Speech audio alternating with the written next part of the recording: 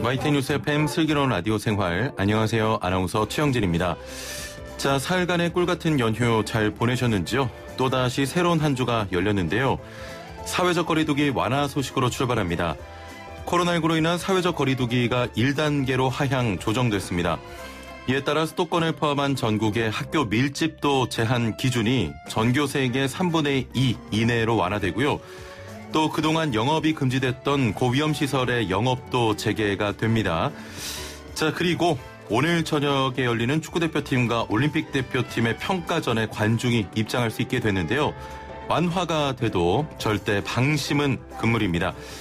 자, 오늘 0시에 발표된 코로나19 신규 확진자가 무려 97명이나 발생했습니다. 마스크 잘 착용하시고요. 여전히 모임은 최대한 자제해 주시길 바랍니다. 자, 지난 연휴 첫날 발생한 울산 주상복합아파트 화재 사고, 이번 화재 사고 원인과 안전 대책에 대한 이야기 나눠보고요. 2부는 별별 상담 준비되어 있습니다. 최근 2030의 주식 투자가 늘었는데요. 오늘은 초보 주식 투자자들의 고민과 올해 주식시장의 변화 등에 대한 이야기 나눠보겠습니다. 주식 투자 관련 경험담이나 올해 느낀 변화 등 단문 50원, 장문 100원의 유료 문자 샵 0945번으로 보내주시길 바랍니다. 애플리케이션 댓글창도 활짝 열려 있습니다.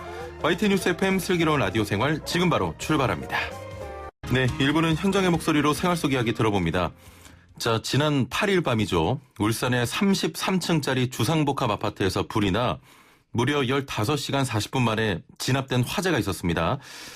자, 천만다행으로 사망자는 발생하지 않았지만 수십 명의 주민이 연기를 들이마시거나 철과상을 입어서 병원으로 옮겨졌죠.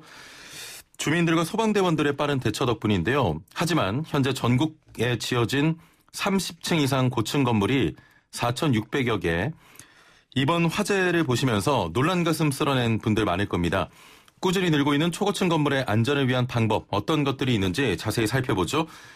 자, 공화성 우석대 소방방재학과 교수 연결돼 있습니다. 안녕하세요. 네, 공화성입니다. 예. 자, 울산 주상복합 아파트에서 발생한 사고, 어제 정부 합동 감식반에 2차 감식이 있었는데요. 최초 발화 지점은 3층 테라스의 나무 데크로 확인이 됐고요. 감식에 참여한 기관 사이에 발화 지점에 대한 이견은 없다. 이렇게 경찰이 설명했는데 원인은 나왔습니까? 아직 원인은 아직 안 나온 상태입니다. 이 원인에 대해서는 이제 3층 그 데크 부분에서 발화가 됐을 것이다. 예. 그렇게 이제 확정을 지은 상태고 정확한 원인은 아직 계속 조사를 해봐야 알겠습니다. 예, 그러면 최초 발화 지점은 지금 확정이 된 상태입니까? 네네, 그렇다고 봅니다. 예, 3층의 나무 데크로 확정이 됐고요. 자, 이번 화재 초기 진화에 어려움을 겪을 정도로 순식간에 불길이 커졌다고 합니다. 그 원인으로 알루미늄 외장재가 문제였다 이런 이야기 나오는데 알루미늄이면 금속인데 스티로폼에 비하면 열에 강할 것도 같은데 왜 이렇게 불이 커진 겁니까? 네, 알루미늄 자체는 사실은 불이 붙지 않죠. 예. 그렇지만 그 알루미늄 안쪽에 그 단열재라든가 접착제는 가연성입니다. 예. 이것이 이제 불이 붙어서 순식간에 위층으로 확산이 돼서 전층으로 불이 번진 것 같습니다. 아, 그렇군요. 2010년 해운대 화재 이후로 외장재도 불에 타지 않는 소재를 사용하게 됐습니다. 해당 건물은 그 이전에 지어진 건물입니까? 네. 2009년에 지어진 건물이라고 합니다. 예. 2010년 우리가 부산 그 아파트 화재 이후에 이게 건물 외벽에도 이게 그 가연성 재료를 사용하지 않으면 이게 문제가 된다. 예, 이렇게 예. 판단을 하고 이제 정부에서는 30층 이상 건물에 외벽의 내화화 성능을 갖추도록 그렇게 규정을 했었습니다. 예. 근데 이제 또 2015년도에 또 그 의정부 대봉 아파트에서 화재가 났어요. 예. 그로부터는 이제 6층 이상의 건물 외벽에 불연재를 사용하도록 돼 있고 예. 작년부터는 3층 이상의 건물에는 불연재료를 반드시 사용하도록 그렇게 규정하고 있는데 예. 이게 법이 소급 적용되지 않다 보니까 예전에 지어진 건물들은 이 법에서 제외되어 있습니다. 아, 그렇군요. 이 건물은 2009년에 지어진 건물입니다. 화재 진압이 어려웠던 이유 중에 하나가 해당 건물이 이 고층 건물인데 울산에 이런 고층 건물 화재에 대응할 장비가 좀 부족했다 이런 원인도 있었다고요? 네네.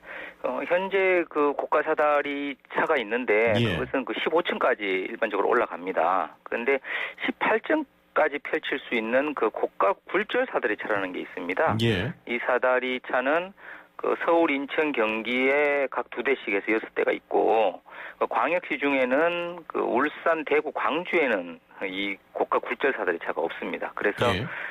부산에서 급히 요청을 해서 6시간 만에 고가 굴절 사다리차가 그 울산에 도착한 것으로 그렇게 알려져 있습니다. 예. 지금 화재를 진압하기까지가 15시간이 걸렸는데 만약에 울산에도 이런 장비가 갖춰져 있었다면 이 완전 화재를 진압할 시간이 많이 줄어들 수 있었을까요? 예, 단축될 수 있었을 거라고 생각이 됩니다. 예. 일단 고가 사다리차로 진압을 계속하는 도중에 불이 이게 진압이 안 되다 보니까 위층으로 불은 계속 그 상승을 하고 그러다 보니까 이제 부산에까지 요청을 해서 고가 굴절 사다리차가 도착해서 이게 진압이 된 것으로 봐서는 이제 앞으로 최소한 이제 광역시 이상 또 고층 건물이 계속 이게 늘어나지 않습니까? 예. 그래서 고가 굴절 사다리차는 그 앞으로 많이 도입을 할 필요성이 있겠습니다. 예. 이번 화재, 불이 건물 위쪽으로 빠르게 타고 올라갔습니다. 일반적으로 불이 나면 이렇게 아래에서 위로 좀 번진다고 봐야 될까요? 네네, 당연합니다. 예. 열 부력에 의해서 화재는 옆으로보다는 위로 올라가는 특징을 가지고 있습니다. 예. 그렇기 때문에 화재가 난층을 포함해서 위층들이 상당히 위험하게 되는 것이죠. 예. 최근 30층, 40층 이상 되는 초고층 건물이나 아파트가 계속 늘고 있는데, 이런 고층 건물의 경우에 중간중간에 좀 불을 차단할 수 있는 방법이 필요해 보이거든요. 네, 현재 사실은 그 건물 내부에 그 층간 방화 구역이라고 해서 불이 위층으로 번지지 못하도록 건물 내부에는 그렇게 되어 있습니다. 예. 그리고 그 중간중간에 또 피난 안전 구역이라고 해서 화재가 발생했을 때 그 대피할 수 있는 그런 구역까지 만들어져 있습니다. 예. 지금 해당 건물에도 이런 시설이 있었나요?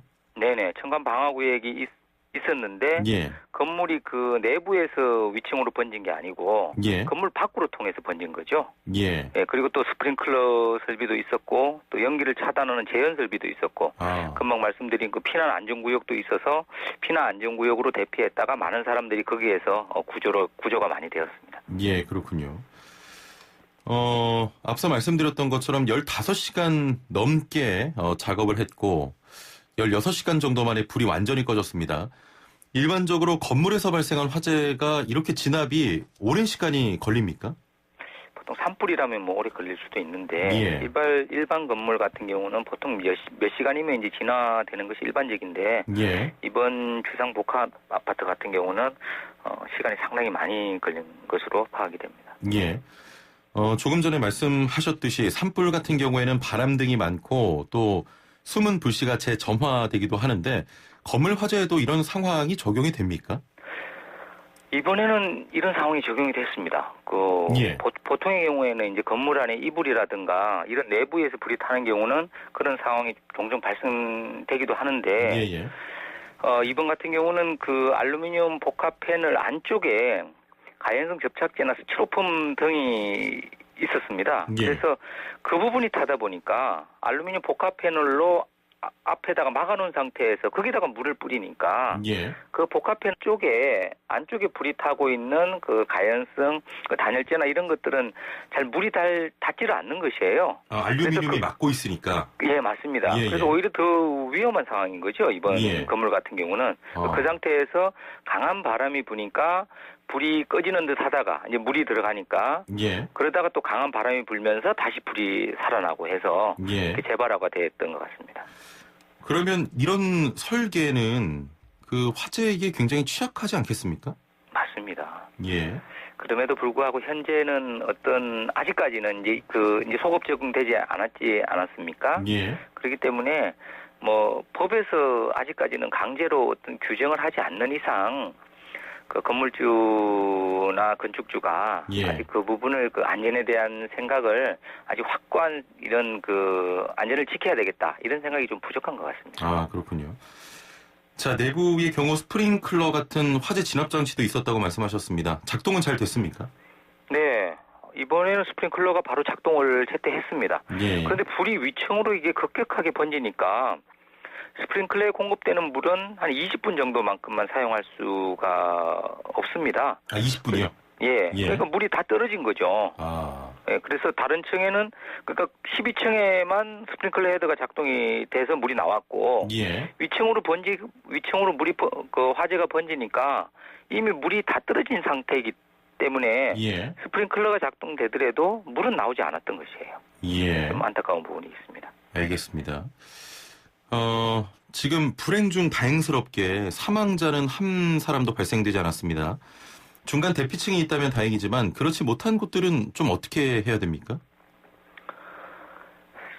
일단은 그 대피를 할 때 예. 그 본인이 있는 쪽에서 가까운 곳으로 대피를 해야 됩니다. 뭐 예. 1층에 가깝다면 1층으로 대피해야 되는 것이고 예. 그 옥상에 가깝다면 옥상으로 대피하는 것이 바람직하겠습니다. 예. 기본적으로는 계단을 이용하는 것이 좋고요. 예. 혹시나 피난용 승강기가 있다면 이 피난용 승강기는 그 화재 시에도 사용할 수 있는 엘리베이터입니다. 아, 그렇군요. 예, 그 엘리베이터가 있다면 그 피난용 승강기를 이용해서 대피하는 방법도 아주 좋은 방법입니다. 예. 그러면 옥상이 가까운 분들은 무리해서 1층으로 내려오는 것보다는 옥상으로 올라가는 게 좋겠군요. 맞습니다. 옥상에 올라가서 예. 옥상에서 연기 흡입을 가능한 막고 예. 그 구조를 기다리는 방법이 효과적인 방법이 되겠습니다. 혹시 좀 건물에 갇혔을 때 좀 대응 방법이 있을까요?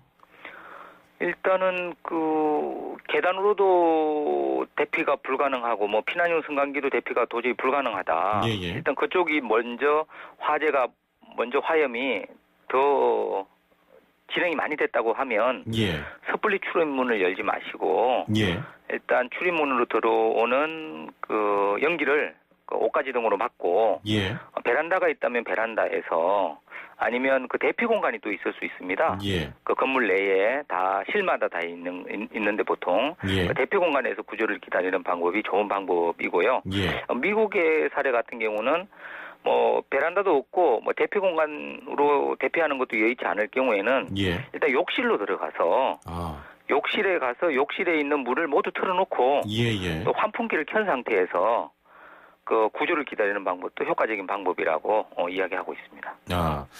그 이번에 그 젖은 수건을 입에 대고 건물 빠져나왔다고 하는데 굉장히 중요한 요령입니까? 네, 맞습니다. 일단 그 뭐 손수건이나 옷가지 등으로 그냥 입과 코를 막는 것보다는 예. 이것들을 물에 적셔서 입과 코를 막으면 연기가 흡입되는 것을 훨씬 더 잘 막을 수가 있습니다. 예. 그렇기 때문에 물수건을 적셔서 입과 코를 막는 거 아주 중요합니다. 그리고 예. 유독가스는 공기보다 가볍기 때문에 위로 올라갈수록 농도가 짙습니다. 그렇기 때문에 자세는 최대한 낮추는 것이 좋습니다. 자세는 최대한 낮춰라. 예.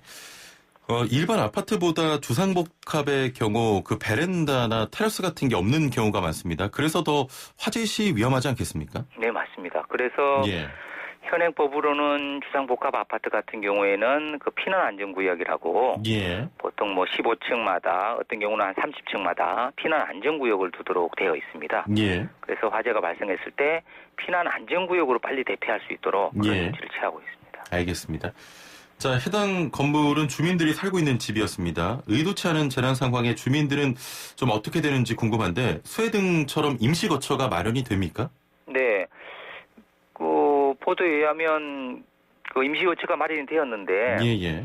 뭐 어떠한 상황인지는 모르겠지만 그 호텔에 예. 아마 숙식을 하도록 했다고 합니다. 그것 때문에 또 좀 말이 있지 않습니까? 예, 또 논란이 돼서 보통의 경우에는 이제 어떤 실내 체육관이라든가 이런 곳에다가 숙식을 제공하는데 예. 또 호텔에 또 숙식을 제공하다 보니까 어떤 이유인지는 모르겠지만 그것을 또 논란이 되는 형평성 논란이 있었죠? 예, 또 있는 것 같습니다. 알겠습니다. 자, 오늘 말씀은 여기까지 듣겠습니다. 감사합니다. 네. 네, 지금까지 공화성 우석대 서방방재학과 교수와 함께했습니다. 매일 사무실 건강한 자세의 달인이 되는 시간입니다. 리 씨와 함께하겠습니다. 안녕하세요. 나마스테. 네, 나마스테. 자, 오늘 어떤 자세입니까? 오늘은 요가 무드라. 네, 오늘은 제가 요가 무드라 자세 준비했지요. 할 거면 좀 제대로 하던가. 하는 돈 많은데. 오늘 자세는요. 네, 뭉친 어깨만 풀어줘도 몸이 가벼워지고 개운해진다는 사실 정말 중요하잖아요. 그럼요. 평소에 학업이며 집안일이며 회사 일이며 정말 구부정한 자세로 어깨 결림 호소하시는 우리 청취자분들 제가 오늘 뭉친 어깨와 등 결림을 풀어주고 기대가 됩니다. 뭉친 승모근까지 이완시켜주는 그런 요가 요가 무드라 그런 자세 준비해봤습니다. 예. 요가 무드라 무드라. 자세요? 네. 저 어떤 자세입니까? 네, 요가 무드라는요. 정말 요가 초보도 쉽게 따라할 수 있는 그런 쉬운 동작인데요. 예. 팔 안쪽과 바깥쪽 근육을 이완시켜서 뭉친 어깨도 풀어줄 수 있고요. 또 슬림한 팔 라인을 만드는데도 아주 효과적인 동작입니다. 이게 어른들 보면 좀 팔뚝 처진다고 해야 되나요? 살이?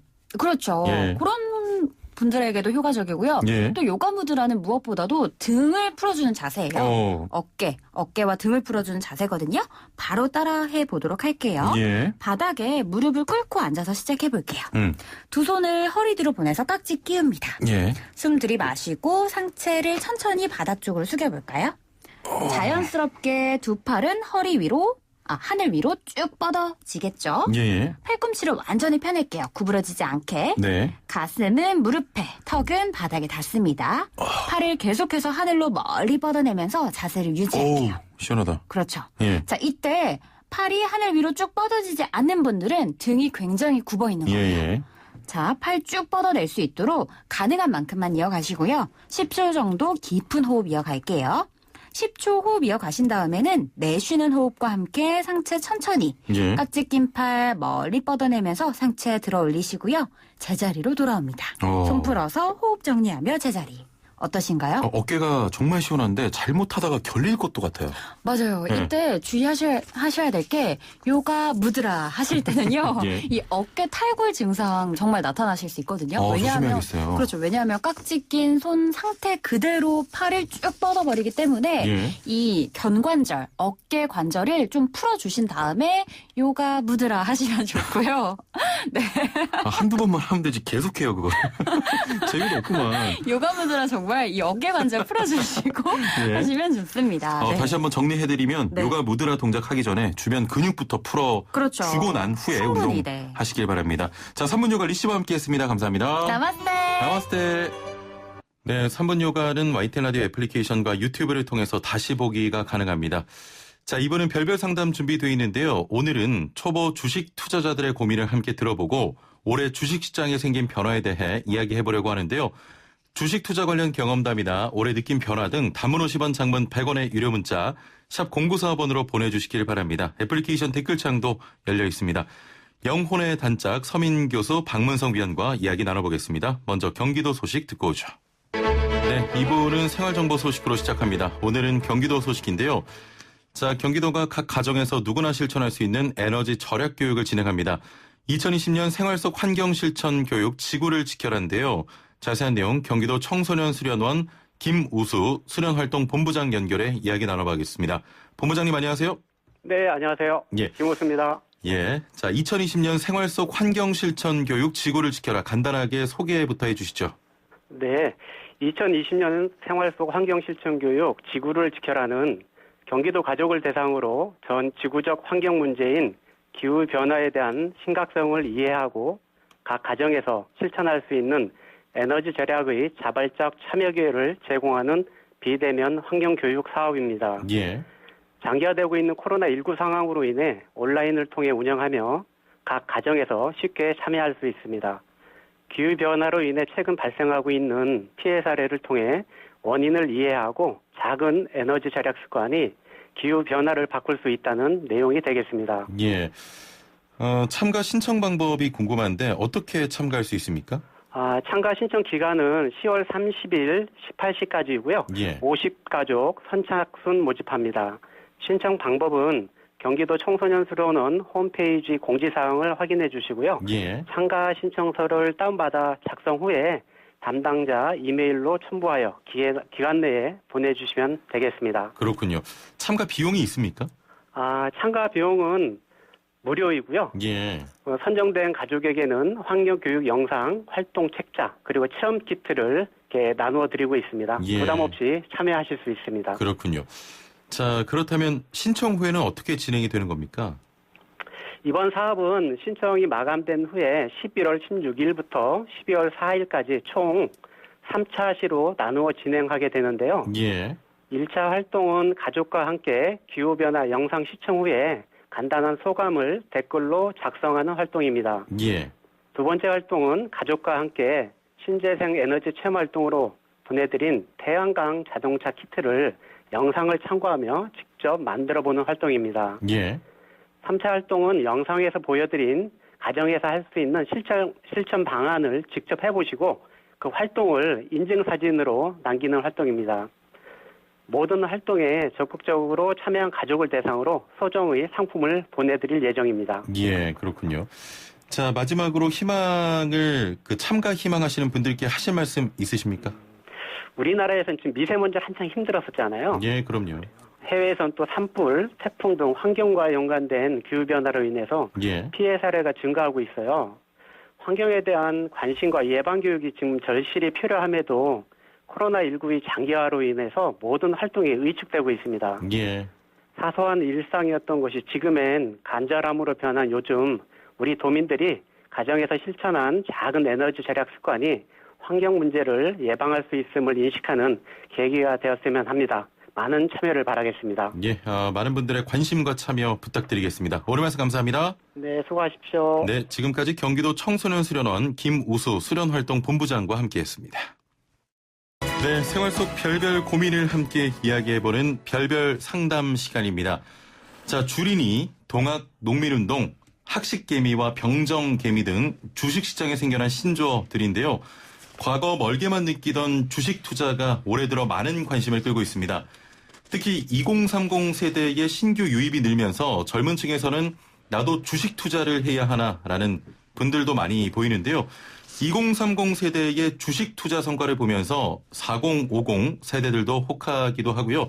자, 오늘 별별 상담, 초보 주식 투자자들의 고민을 함께 들어보고 올해 주식시장에 생긴 변화에 대해 이야기해보려고 합니다.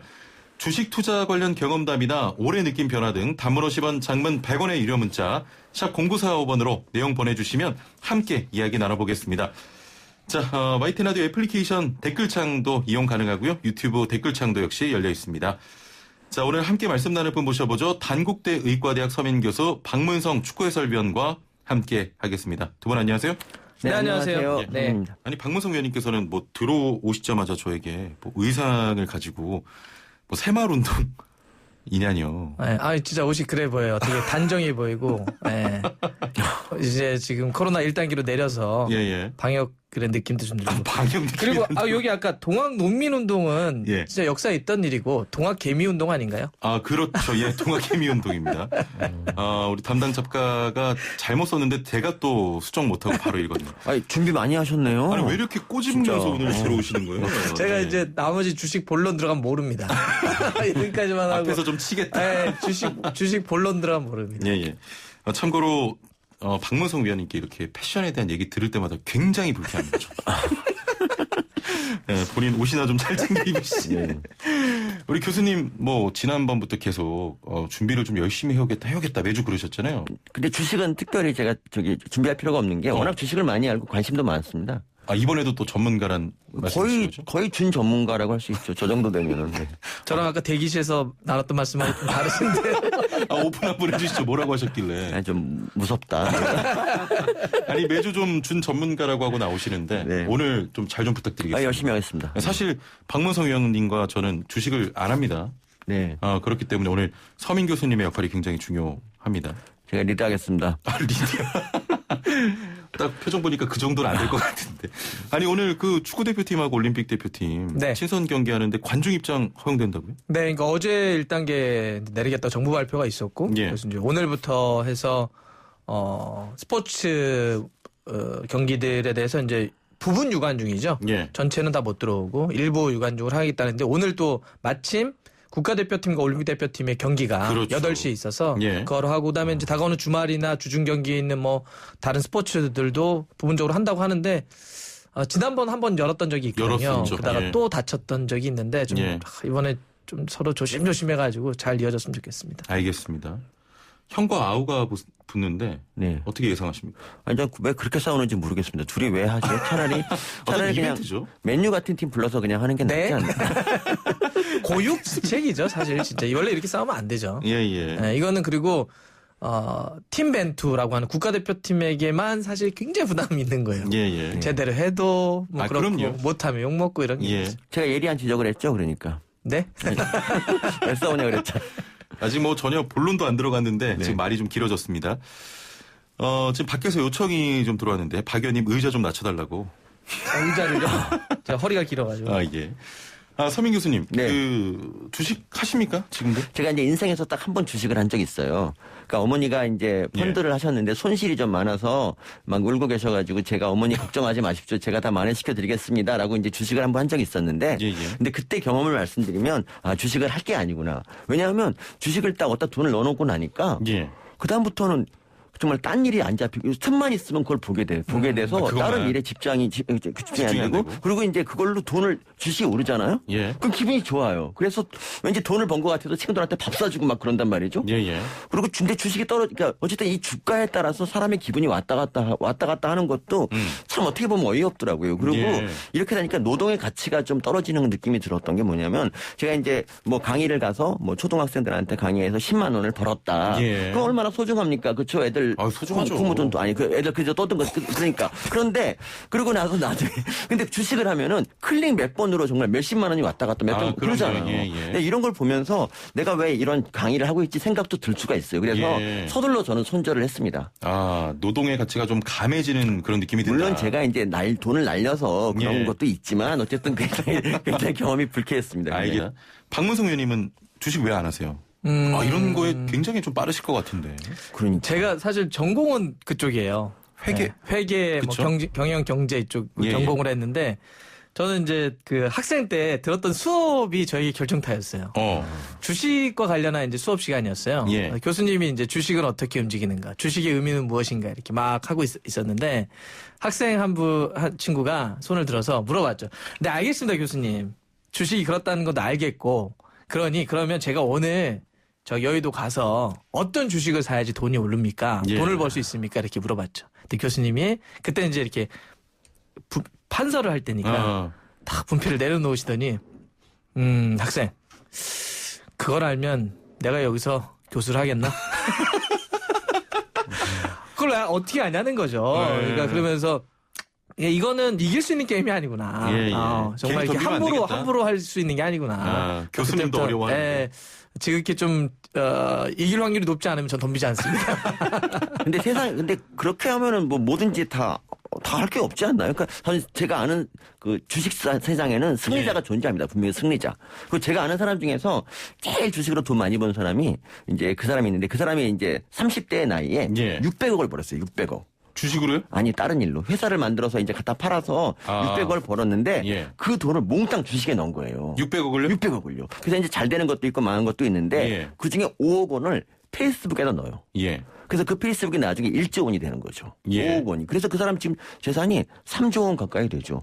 굉장히 성공한 사람이죠. 그러니까 이런 대박이 있기 때문에 주식을 하는 거라는 거죠. 제 말은. 그런 신화. 그러니까 저거죠. 사실 저런 거예요. 저런 성공 신화가 나머지 뭐든. 그래서 동학개미 운동 같이 개미들이 그런 걸 보고 이제 막 달려드는 거죠. 근데 실제로는 그거에 대해서 손해보거나 굉장히 인생을 어렵게 하시는 분들도 많아요. 물론 그것 때문에 뭐 주식을 하지 말아야 된다. 이건 왜냐하면 그건 자기가 책임지면 돼요. 하이 리스크, 하이 리턴 뭐 다 그렇게 되는 거니까 그걸 감내할 수 있으면 하면 되는 거죠. 하지만 그만큼 실패도 굉장히 많다라고 하는 건 현실이죠. 그렇습니다. 그렇죠. 실패해서 눈물 나는 사연들이 얼마나 많습니까? 진짜. 훨씬 더 많죠. 사실. 훨씬 많죠. 근데 그런 데서 사람들이 그 일확천금을 못 버리는 거 보면 역시 자본주의가 무서운 것 같습니다. 그럼요. 또 자본주의의 대표주자가 우리 또 박문성 의원님이시기 때문에. 지금 잔악계죠. 저기 자본주의가 나온 괴물. 혹시 손흥민은 주식하나요? 네? 그냥 궁금해서. 너무 가시네요. 아버지가 하시겠죠. 아니 지금 오늘 이야기 아주 첫 번째 질문 드렸는데 이게 보니까 저희 셋이 다 비전문가 같아서 다음 질문을 누구에게 드려야 될지. 아니 과거에는 주식이라고 하면 좀 보편적인 이미지보다는 접근하기 어려운 또 투자 방식 중에 하나였습니다. 우리나라는 특히 부동산 투자율이 높고 투자에 대한 방향이 좀 달라진 것 같은데 어떻습니까? 그게 주식으로 넘어온 지가 좀 됐는데, 그러니까 그 우리 예금 금리가 이제 거의 0이지 않습니까? 그러니까 뭐 그리고 부동산은 사실 뭐 아파트 투기 같은 것도 이제 돈 너무 비싸고 할 수도 없고. 그래서 이제 주식으로 돈이 유동자금이 몰릴 수밖에 없는데 저는 정말 신기한 게 나중에 이제 크게 이제 펀드 같은 거에서 망했다는 사람 보면 막 1억, 2억 막 그런 사람이 수두룩하더라고요. 그래서 정말 신기한 거예요. 저는 어떻게 사람들이 이렇게 돈이 많았나 이 생각이 좀 들기도 하고 어쨌든 저는 그런 식으로 전 재산을 이렇게 모두 주식에 올인하는 거는 정말 안 좋은 것 같고요. 예. 정말 약간 여유 자금이 있다. 예를 들면 300만 원 정도가 있다. 이걸 한번 해보자. 예. 이런 정도는 제가 모르겠는데 자기 뭐 대출까지 받아서 주식하는 사람이 의외로 많습니다. 그럼요. 그러니까 왜 그렇게 위험한 일을 하는지 정말 너무 안타까워요. 옆에서 보면. 예, 알겠습니다. 원래 이 시간에 문자와 참여가 굉장히 많은데 오늘은 좀 많이 없습니다. 아니 이 핫한 주제를 왜 그러죠? 그러니까요. 저희한테 문자를 보내도 뭘 실익이 없다고 판단하시겠죠. 제가 바이오주 전문가라서 이따가 말씀드리려고 했는데. 정보가 있나요? 그럼요. 알겠습니다. 네, 자, 기대되는 오늘 시간인데 자, 애청자분들의 많은 참여를 부탁드리겠습니다. 주식에 대해서 어떻게 생각하는지도 좋고요. 뭐 경험담도 좋고 뭐든 좋습니다. 단문 50원, 장문 100원의 유료 문자 샵 0945번으로 보내주시고요. 애플리케이션 댓글창도 열려 있습니다. 자, 한 분의 사연을 듣고 이야기 계속 나눠보도록 하겠습니다. 30대 직장인입니다. 그동안 주식하면 패가망신 당한다는 얘기도 있고 뭔가 도박 같아서 관심을 두지 않고 살아왔습니다. 그런데 올해 초 동학개미 운동이다 뭐다 워낙 얘기가 많았잖아요. 주변에서 몇 시간에 몇만 원씩 벌었다는 얘기를 들으면 솔깃하기도 한데 한편으로는 여전히 너무 도박 아니야 싶어서 갈팡질팡한 상황입니다. 요즘 금리가 낮아서 저축만으로는 돈 불리기 힘들고 부동산 가격은 점점 올라가고 주식 시작해도 될까요? 라는 이야기인데 뭐 두 분도 주변 분들과 대화할 때 혹시 주식 관련 이야기 많이 하십니까? 저는 뭐 특별히 제가 주식을 하지 않기 때문에 제 관심사가 아니어서 얘기하지 않는데 저희 집에서는 합니다. 저희 와이프가 펀드에서 이제 하는 걸로 알고 있는데 제가 이제 드리고 싶은 말씀은 뭐냐면 이분이 지금 사연을 보내주셨는데 도박 같다, 갈팡질팡하다, 주변의 이야기를 들으면 솔깃하다. 이게 뭐냐면 우리가 적지 않은 돈을 투자할 때는 이거에 대한 모든 걸 살피잖아요. 많이 살핍니다. 예를 들어서 우리가 집을 하나 사려고 하더라도 자기의 전 재산의 상당 부분이기 때문에 굉장히 고민도 한다고요. 어느 지역에 살까? 우리 아이는 학교는 어디에 보낼까? 직장은 가까울까? 여러 가지 다 고려한단 말이죠. 근데 주식은 어떤 성향이 강하냐면 공부하지 않아요, 잘. 잘 공부하지 않아요. 그러니까 이 주식도 주식이라고 하는 게 원래 의미는 어떤 회사가 운영되는데 그 회사의 십시일반 돈을 모아서 함께 키우자는 거잖아요. 크게 보면 의미는. 그러면 그 회사가 얼마나 미래 가치가 있는지 투자 가치가 있는지 꼼꼼히 따져봐야 되는데 어떻게 하냐면 어디가 좋아? 소문 들어봤더니 거기가 좀 있으면 대박친데 너에게만 알려주는 정보야. 맞아요. 이거 되게 핫한 정보인데 이거 어디 쪽에서 나왔다? 방송국에서 나왔다? 어디서 나왔다? 이렇게 듣고 거기서 투자를 해요. 그런데 이런 건 다 흘린 정보라고 얘기하는데 이게 어떻게 그렇게 큰 돈을 투자하는데 그런 정보를. 그러니까 이것도 굉장히 공부도 해야 되고 연구를 해야 되는데. 맞아요. 우리가 이렇게 하는 게 실패를 하는 거고 또 그런 걸 누군가는 이용을 하는 거고요. 저는 그게 문제라고 봅니다. 맞습니다. 주식 자체는 죄가 없어요. 주식을 함부로 투자하거나 그걸 이용하려고 하는 사람들이 문제죠. 혹시 이쯤에서 바이오주의 위험성에 대해서 제 강의를 한번 듣고 싶지 않으세요? 바이오주. 아니 별로.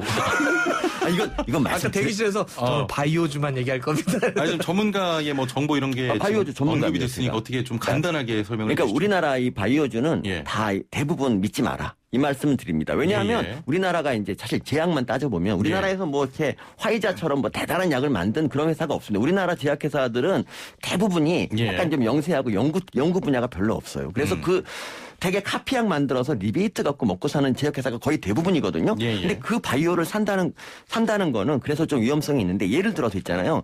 어떤 말라리아 약을 만드는 회사가 있어요. A 회사라고 있어요. 근데 근데 최근에 코로나 초기에 말라리아 약이 뭐 코로나 고친다 이런 말이 있어요. 있었죠. 그러니까 주가가 뛰는 거예요. 근데 여기서 알아봐야 될 거는 그 약의 성분이 같느냐. 사실 이 A 회사가 만드는 그 성분하고 효과 있다고 말한 그 성분이 다른 거거든요. 전혀 다른 성분인데 왜 이게 뜬다고 이게 뜬다고 해야 되나 이거죠. 그러니까 이런 것부터 시작해서 사람들이 너무 진짜 돈을 알아보지 않고 투자한다는 건데 결국 나중에 그 회사가 이제 거기에 고무돼서 임상 시험한다고 막 이제 하니까 주가가 막 올라요. 그래서 그 A 회사가 거의 신드롬에 가까울 정도로 처음에 2월달에 7,000원 정도 하던 게 20만 원까지 올라요 주식이. 자 그리고 어떻게 된지 압니까? 주가가 많이 오르니까 거기 내부자들이 정말 그 고점에서 그 주식을 팔아요. 그래서 몇천억 어치를 팔았단 말이죠. 그러니까 우리나라 바이오도 신라젠 사건 말해서 어떡하지? 신라젠 사건 같은 경우도 그 비슷한 겁니다. 그러니까 정말 개미들이 모아서 돈을 주가를 올려놓으면 정말 위에 사람들이 팔고 이제 도망가는 거죠. 맞아요. 그래서 많은 개미들이 피해를 보는데 이런 일이 계속 반복되는데도 아직도 바이오에 대한 미련을 갖고 있다. 우리나라에서는 좀 미련을 좀 버리는 게 당장은 좀 안전하지 않을까. 지금 바이오 고민하시는 분에게 바이오원에게는 어떻게 네네. 보면 경종을 좀 울리는 그런 말씀이었습니다. 바이오는 우리나라에서 아직은 안 됩니다. 제가 허락할 때까지는 안 됩니다. 제가 때가 되면 말씀드릴게요. 이거는 괜찮다. 그런 게 다 작전입니다. 안 돼요. 그 위험합니다. 그런 게 다. 이거 방송에서 굉장히 위험한 발언이에요. 제가 어떤 거?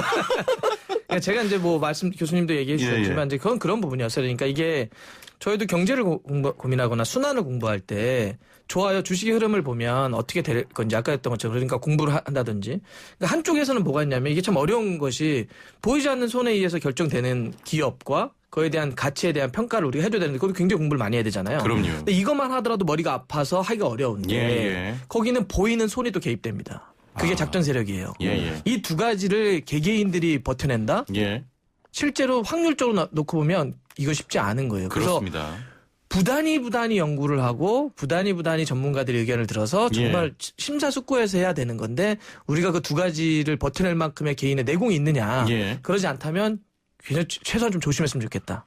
두 분 말씀 좀 정리해보면 일단 공부 많이 해야 되고 그리고 허황된 그런 꿈을 너무 꾸지 마라. 그 주식 안에 또 문제가 많다 이런 말씀 같아요. 그러니까 주가가 오른다고 해서 그게 다 근거가 있는 게 아니고 그렇습니다. 주가가 오르면 왜 오르는지 근거를 조금만 따져보고 전문가한테 조금 조언을 구하면 좋은데 그렇지 않는다는 거죠. 근데 그것도 예를 들어서 지금 유럽의 미국의 월가 같은 경우는 그게 그 투자를 한다든지 이런 거를 AI식으로 계속 돌린다는 거예요. 24시간.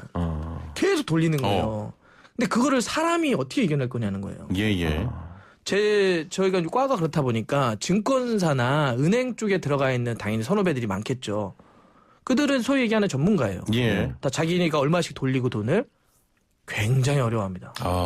주식을 읽을 수 있으면 증권의 흐름을 읽을 수 있으면 다 그러면 그 사람들은 다 대박 나기 하지만 그중에 일부만 정말 대박이 나는 거고 나머지는 굉장히 힘든 사람들도 있다라고 하는 걸 현실적으로 명심했으면 좋겠어요. 그렇습니다. 사람이 개개인들이 그렇게 쉽게 들어갈 수 있는 시장은 아니다.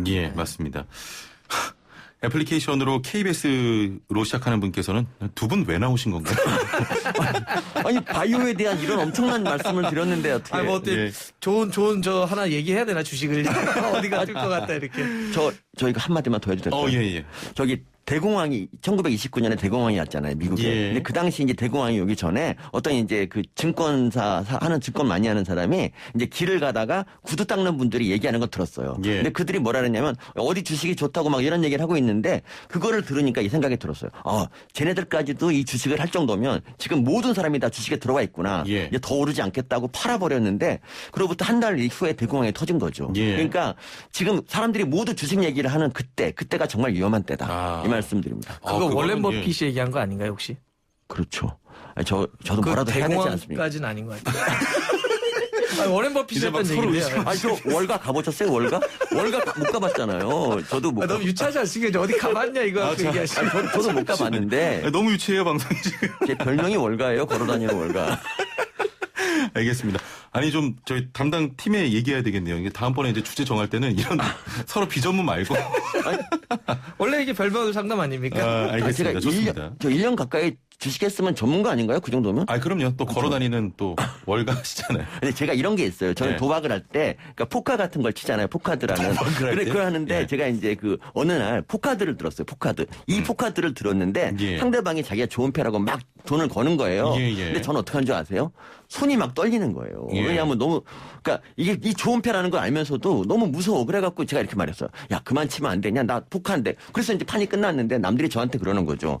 야, 돈을 너도 더 쳐야지 왜 그러냐 그렇게 말해서 제가 그래서 무서워서 그랬거든요. 그러니까 이런 마음을 가진 사람은 제가 주식을 못합니다. 저는 그게 다행인 게 뭐냐면 저에게 도박 유전자가 없다는 얘기예요. 제 말은 뭐냐면 도박 유전자가 없기 때문에 제가 주식을 역시 잘 못하더라고요. 그 일기를 왜 갑자기 아니 일기가 아니라 그러니까 자기 자신이 그런 마음 도박 마인드가 있는지를 좀 봐서 그런 자신이 있으면 뛰어들어라 이런 말씀이죠. 주식은 도박이다. 주식은 도박이죠. 그리고 주식은 진짜 큰 도박이죠. 여기서 좀 정리하겠습니다. 본인의 어떤 그런 일기를 여기서 감사합니다. 감동적이지 않나요? 내 일기가. 아니요, 전혀요. 6445번님. 자, 오래전에 땡땡생명 주식을 7,000원 주고 200주 샀어요. 지금은 이제 1,500원. 지금 이걸 팔지 못하고 있는데 어떻게 해야 될까요? 그 당시 지인이 사라고 해서 샀다. 이런 문자인데 대부분 또 주식 투자의 그 첫 시작이 카더라라고 하면서 또 주변 지인의 권유인데 혹시 박무성 의원님 지인 권유에 대처하는 좀 본인만의 자세가 있습니까? 뭐 이렇게 해봐라라고 했을 때. 주식이 아니더라도요? 예. 저는 일단 남의 말을 쉽게 듣지 않습니다. 믿지 않아요. 이분은 절대 안 들어요. 네. 제 호주머니에서 단돈 100원 쉽게 나가는 거 허락하지 않습니다. 지인이 권할 때는 지인이 권하는 걸 믿지 말고 자기 스스로 이제 공부해서 어디 알아보고 하는 게 맞지. 그 지인하고 관계가 절단될 수가 있습니다. 사실은.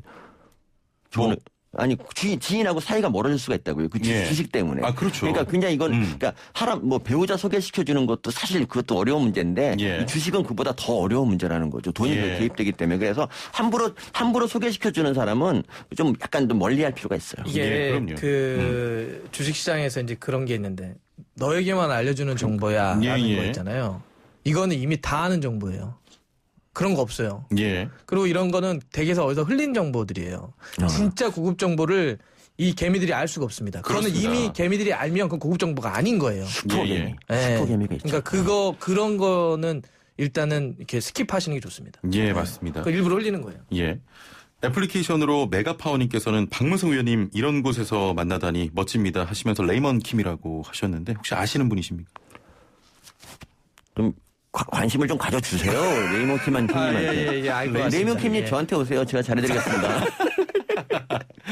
아니 얘기를 좀 간단하게만 맺겠습니다. 어떤 대학생들 뭐 비트코인도 그렇고 또 좀 뭐 대출 받아서 하는 경우도 있고요. 주식을 좀 어떻게 보십니까? 이런 세태에 대해서. 그러니까 사실 그냥 땀 흘려 일해서 버는 돈이 제일 값진 것이고요. 그리고 이제 그 여유 자금이 조금 생기면 그냥 취미 정도로 주식을 하는 게 좋지. 전 재산을 갖다 이제 넣는다. 이거는 정말 피해야 될 일입니다. 그렇습니다. 박무성 의원님. 저는 인생의 책임이라고 생각해요.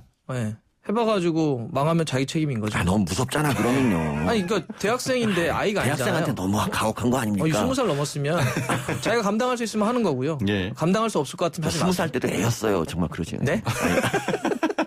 어차피 뭐 이런 주식은 본인의 책임이기 때문에 맞습니다. 근데 너무 말라 이렇게. 근데 대출까지 받고 본인의 모든 걸 투자하면서 하는 건 좀 지양해야겠습니다.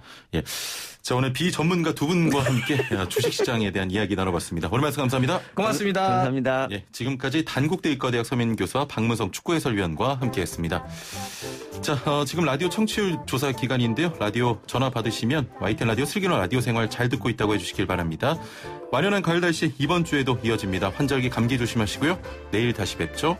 최영진이었습니다. 고맙습니다.